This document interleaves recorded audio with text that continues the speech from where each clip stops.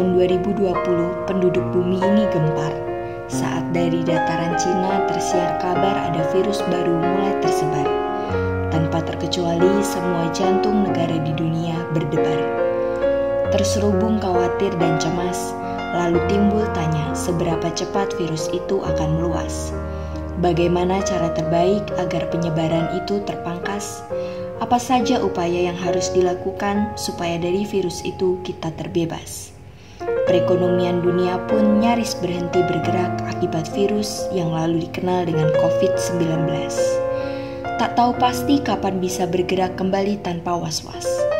Setelah hampir setahun masalah virus itu belum juga tuntas, maka jalan yang ada, kita pun mesti menjalani kehidupan ini bersamanya dan memulai satu pola kehidupan yang berbeda. Hal itu juga terjadi di Magelang. Di kota sejuta bunga ini, banyak sekali cerita yang mencuat setelah terjadi pandemi. Pandemi ini mengharuskan warga Magelang untuk beradaptasi dengan kondisi dan kehidupan yang baru. Dan juga setelah adanya pandemi ini, kita dapat belajar banyak hal yang belum pernah kita temui sebelumnya, yang akhirnya memunculkan banyak cara dan solusi untuk tetap bisa bertahan hidup selama masa pandemi ini. Cerita dari Magelang bermula dari salah satu butik yang berada di Kabupaten Magelang. Butik Nadine namanya. Pada awal pandemi, butik ini mengalami penurunan omset yang cukup signifikan. Namun, butik ini terus berupaya agar tetap bertahan, mengingat banyak pekerja yang menggantungkan hidupnya di sini. Lambat laun, butik ini bangkit dan justru memberikan inspirasi bagi masyarakat sekitar dengan cara memproduksi alat pelindung diri yang berupa masker origami dengan berbahan dasar kain batik.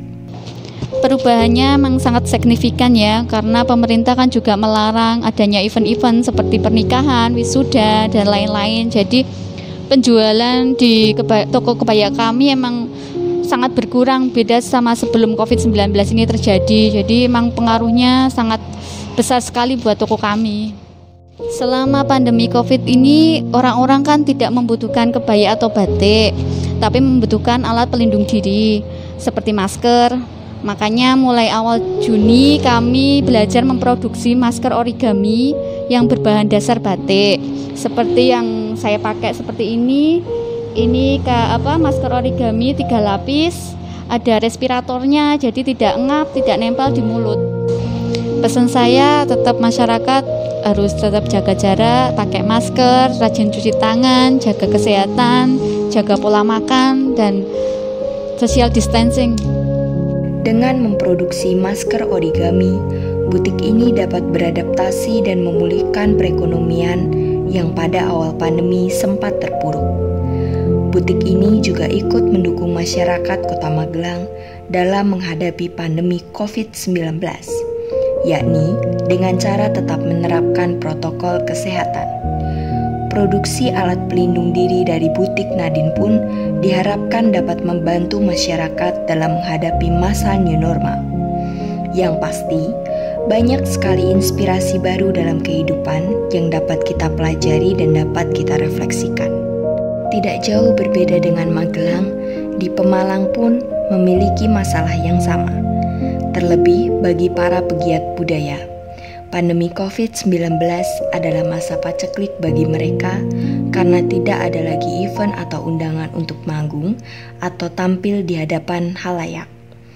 Tak terkecuali para pendongeng atau yang sering disebut storyteller, di mana sebelumnya hampir setiap hari ada saja undangan untuk tampil, baik di sekolah, perayaan ulang tahun, khitanan, atau perayaan hari-hari besar Islam. Namun, bagi sosok pendongeng yang satu ini, yang dikenal dengan sebutan Kak Amam, masa pandemi COVID-19 dilihat dengan cara yang berbeda. Kak Amam melihatnya secara positif. Dengan sepinya undangan untuk tampil dan lebih banyak di rumah, menjadi kesempatan baginya untuk menambah bahan-bahan cerita yang diperoleh dari buku cerita yang dia miliki. Kak Amam juga menggunakan kesempatan ini untuk mendampingi anak-anak belajar di rumah dan mendongeng bersama mereka. sebagai pendongeng kita sangat terdampak dengan kondisi COVID ya. Kenapa? Karena mereka yang selama ini menggunakan jasa kita itu kan sekolah ya. Sementara dalam kondisi COVID sekarang ini sekolah libur gitu kan. Terus kemudian event-event yang di situ mengumpulkan banyak orang, terutama anak-anak ya. Misalnya lomba mewarnai gitu kan. Itu juga kan banyak event-event seperti itu di cancel ya. Atau perayaan hari ulang tahun itu juga sering menggunakan jasa pendongeng. Nah ini juga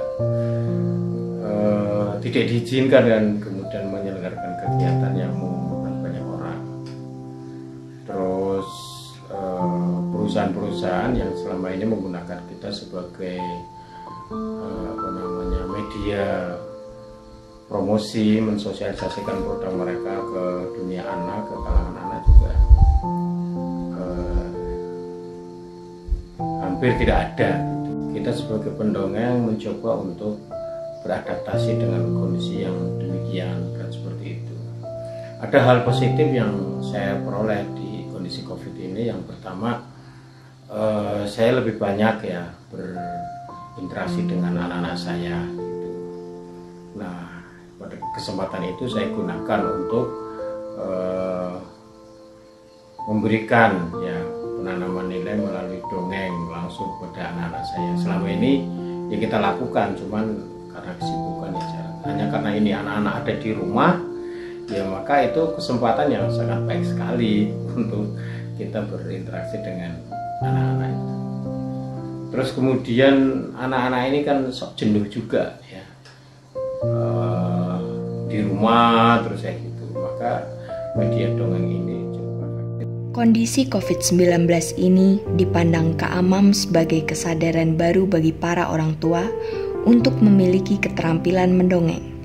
Karena di masa seperti saat ini, orang tua dituntut untuk senantiasa mendampingi kegiatan belajar putra-putri mereka di rumah yang lebih banyak dilakukan secara online. Sementara di satu sisi, ada kekhawatiran dari sebagian orang tua akan efek negatif dari gadget sebagai sarana belajar online. Sehingga, salah satu alternatif untuk mengalihkan perhatian dan ketergantungan terhadap gadget adalah dengan mendongeng. Dan disinilah berkahnya. Justru di masa pandemi ini, kelas belajar mendongeng secara daring banyak diminati para orang tua. Sementara di Kabupaten Purworejo, ada seorang penjual sayur keliling yang kondisi ekonominya sempat jatuh akibat pandemi COVID-19.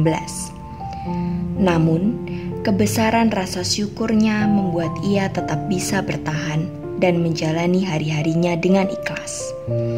Dengan segala keterbatasan, ia, Sumarni, tetap bersyukur kepada Tuhan dan tetap berjualan seperti pada masa-masa sebelum pandemi, walaupun dengan perubahan kebiasaan. Bagi warga Kelurahan Pangenrejo, Purworejo, Jawa Tengah, sosok Sumarni bukanlah sosok yang asing. Pekerjaan berkeliling kampung menjajakan sayuran dan aneka makanan membuat masyarakat sangat mengenalnya. Apalagi ia sudah berjualan selama 20 tahun. Bermacam sayur dan jajanan dibawa Sumarni menggunakan sepeda dengan mendatangi rumah-rumah warga. Di antaranya, sayur tumis daun pepaya, lodeh nangka muda, suring kuah santan, dan oseng kulit melinjo. Jajanan tradisional seperti lupis dan cenil. Harga yang dipatok Sumarni tidak mahal, berkisar 5.000 hingga 10.000 rupiah per bungkusnya. Di masa pandemi COVID-19 ini, Sumarni tidak terlalu memperhitungkan untung dan rugi dalam berjualan.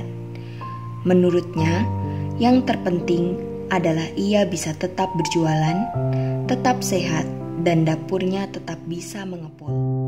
Ya, kalau ya jualan, kalau Senin Selasa saya libur, terus Rabu saya bikin, terus Kamis Jumat Sabtu Minggu saya antar buntel ke rumah makan.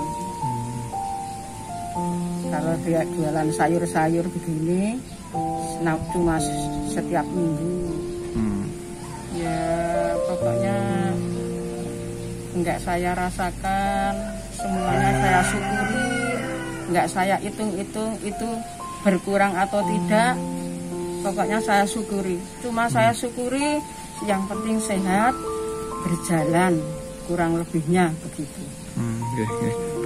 Saya pesan semua sehat-sehat saja, lancar kayak yang sebelumnya ada pandemi ini.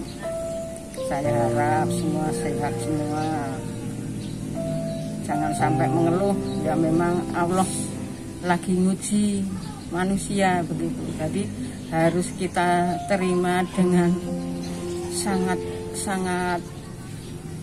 pokoknya sangat diterima. Demi menjaga kesehatannya sendiri serta para pelanggannya, di masa pandemi ini Sumarni selalu mematuhi protokol kesehatan yang ditetapkan. Ia tidak pernah lupa mengenakan masker, mencuci tangan, dan berusaha tidak terlalu berdekatan dengan pelanggan. Demikian juga saat menyiapkan maupun menyajikan makanan, ia selalu menjaga kebersihan. Menurut Sumarni, di masa pandemi ini, kesehatan menjadi hal yang utama, sehingga ia tidak memforsir tenaganya untuk setiap hari berkeliling. Ia pun mengatur waktunya agar tetap bisa beristirahat. Hari Senin dan Selasa, Sumarni sengaja libur dari berjualan, memanfaatkan waktunya untuk istirahat. Baru hari Rabu hingga Minggu, ia memasak untuk disetorkan di restoran dan warung makan, serta dijajakan berkeliling kampung.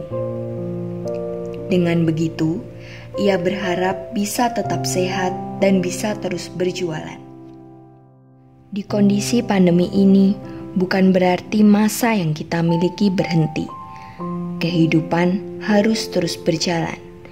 Kita pun harus tetap berupaya dan bertahan.